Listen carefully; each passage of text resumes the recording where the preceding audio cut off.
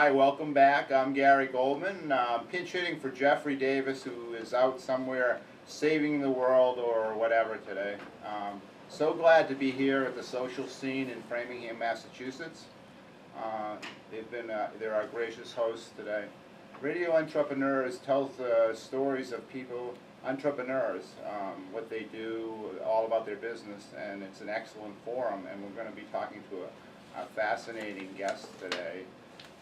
Claudine Donikian, President and CEO of Pantera, the nation's leading plan-giving marketing firm, specializing in full-service integrated marketing communications for more than 4 decades.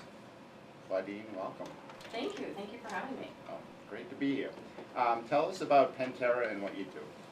So we are a marketing communications firm, and we were founded in 1975 by one of the pioneers of the industry, helped create the industry as we know it today.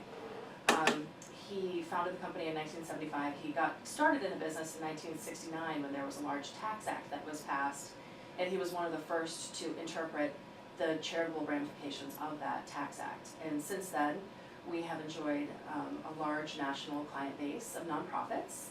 And we have a lot of clients right here in New England, and a lot of colleges and universities, as well as other types of nonprofits. So since its inception, how has it changed over the years? Has the concept changed? Has the business changed?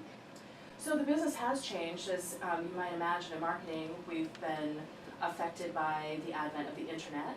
In the last really 20 years now, we've been hosting websites for our clients and moving more in the arena of digital marketing. So our roots are in really publishing and doing newsletters and postcards and other print media for our clients. And now we've moved into hosting the plan giving section of the website and doing emails as well. Mm-hmm. What exactly is plan giving?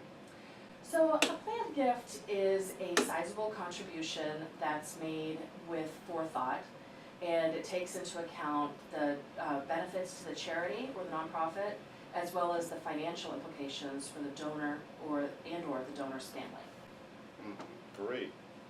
And one thing that Pantera is involved in is the new groundbreaking research that was undertaken by the Lilly Family School of Philanthropy at Indiana University. And why did Pantera get behind this? Well, so not only were we behind it, but we were literally behind it. It was my idea several years ago. I noticed that although we have, philanthropy at large is fairly well researched, and other types of fundraising, there's a lot of research and testing that's done.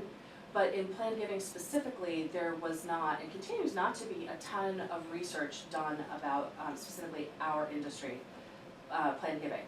So there's been a lot of maybe, or some I should say, survey-based research, but with surveys, there's a certain amount of bias.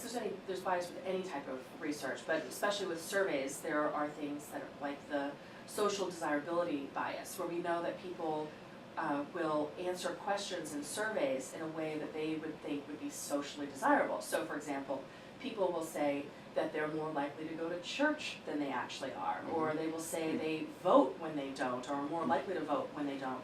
And same thing with planned gifts. Donors or potential donors might say that they're very likely to make a planned gift, where in fact they will never make a planned gift. And so this was sort of frustrating because we were making a lot of assumptions and implications based on this type of research, and I thought, well, but how do we know?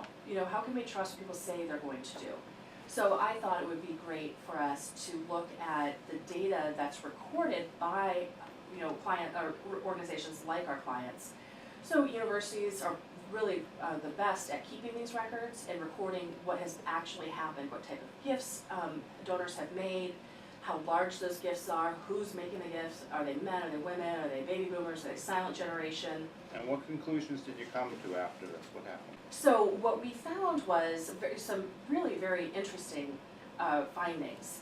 We found that one of the most interesting is that out of the 1.6 million alumni that we studied in the deep dive section of our research, so we looked at a national sampling of universities. There were 5 universities, and those universities share 1.6 million alumni, they have. And so 0.3% are plan giving donors, which is you know, even though we knew it wouldn't be a large percentage, it was a very, very small Right, percentage. very small, so it's like, how do you tap into that small amount? Well, how do you tap into it, or how do you grow it? I mean, if these universities are doing the best job at plan giving, then how might they and other universities do a better job? You know, they should probably be putting more resources and more budget toward plan giving, because if they could even double that number and make it 0.6% of the alumni, they could conceivably double the revenue. We found that they brought in collectively $3 billion in planned gifts. Maybe it could be $6 billion, or could have been $6 billion. And have you seen that change over the course of time? And how is the President Trump administration and their policies potentially going to affect this? Well, we didn't really look at how it changed over time, and as far as, you know, speculating about what might happen, you know, who knows what's actually going to happen. One thing that we do know is that Americans are very generous, and they remain very generous, despite financial or economic downturns, despite Tax Act reforms. And so I think that we can count on the fact that, and should count on the fact, that Americans will remain generous. And to keep in mind too, that if you're contemplating a gift, whether it's a $100 gift or a $100,000 gift, to not let a potential tax change keep you from making that gift. Nonprofits, you know, need our help, but I think that Americans really understand that.